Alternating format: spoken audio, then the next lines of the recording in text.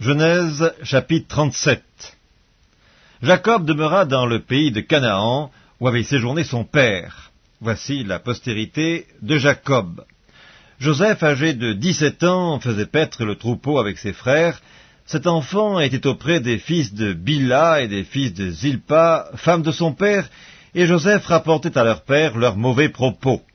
Israël aimait Joseph plus que tous ses autres fils, parce qu'il l'avait eu dans sa vieillesse, et il lui fit une tunique de plusieurs couleurs.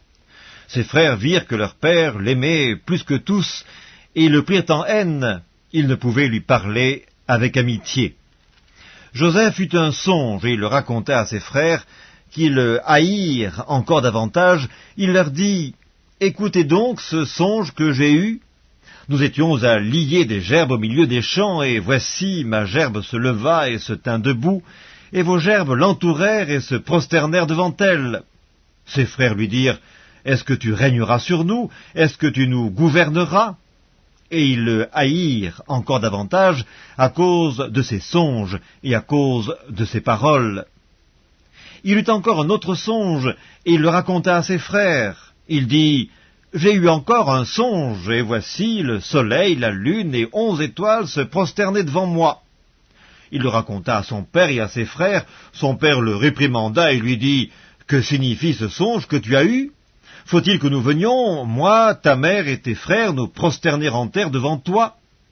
Ses frères eurent de l'envie contre lui, mais son père garda le souvenir de ces choses. Les frères de Joseph étant allés à Sichem pour faire paître le troupeau de leur père, Israël dit à Joseph, « Tes frères ne font-ils pas paître le troupeau à Sichem?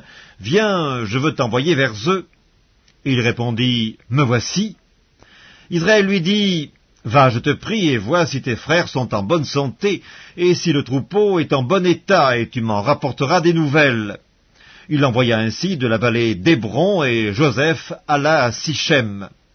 Un homme le rencontra, comme il errait dans les champs.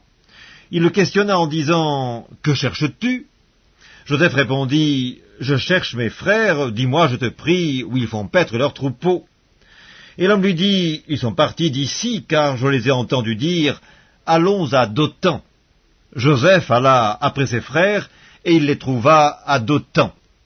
Ils le virent de loin, et avant qu'il fût près d'eux, ils complotèrent de le faire mourir. Ils se dirent l'un à l'autre, « Voici le faiseur de songes qui arrive, venez maintenant, tuons-le et jetons-le dans une des citernes.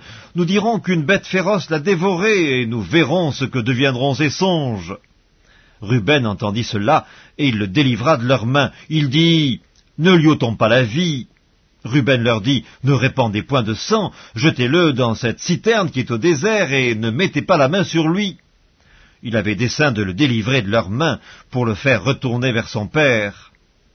Lorsque Joseph fut arrivé auprès de ses frères, ils le dépouillèrent de sa tunique, de la tunique de plusieurs couleurs qu'il avait sur lui. Ils le prirent et ils le jetèrent dans la citerne. Cette citerne était vide, il n'y avait point d'eau. Ils s'assirent ensuite pour manger. Ayant levé les yeux, ils virent une caravane d'Ismaélites venant de Galaad. Leurs chameaux étaient chargés d'aromates, de baume et de myrrhe qu'ils transportaient en Égypte. Alors Juda dit à ses frères, « Que gagnerons-nous à tuer notre frère et à cacher son sang? Venez, vendons-le aux Ismaélites, et ne mettons pas la main sur lui, car il est notre frère, notre chair. » Et ses frères l'écoutèrent. Au passage des marchands madianites, ils tirèrent et firent remonter Joseph hors de la citerne, et ils le vendirent pour 20 cycles d'argent aux Ismaélites, qui l'emmenèrent en Égypte. Ruben revint à la citerne, et voici, Joseph n'était plus dans la citerne. Il déchira ses vêtements, retourna vers ses frères et dit, « L'enfant n'y est plus, et moi, où irai-je » Ils prirent alors la tunique de Joseph, et, ayant tué un bouc, ils plongèrent la tunique dans le sang. Ils envoyèrent à leur père la tunique de plusieurs couleurs, en lui faisant dire, « Voici ce que nous avons trouvé, reconnais si c'est la tunique de ton fils, ou non. » Jacob l'a reconnue et dit, « C'est la tunique de mon fils. Une bête féroce l'a dévoré, Joseph a été mis en pièces. » Il déchira ses vêtements, il mit un sac sur ses reins, et il porta longtemps le deuil de son fils. Tous ses fils et toutes ses filles vinrent pour le consoler, Mais il ne voulut point recevoir aucune consolation. Il disait, « C'est en pleurant que je descendrai vers mon fils au séjour des morts. » Et il pleurait son fils. Les Madianites le vendirent en Égypte à Potiphar, officier de Pharaon, chef des gardes.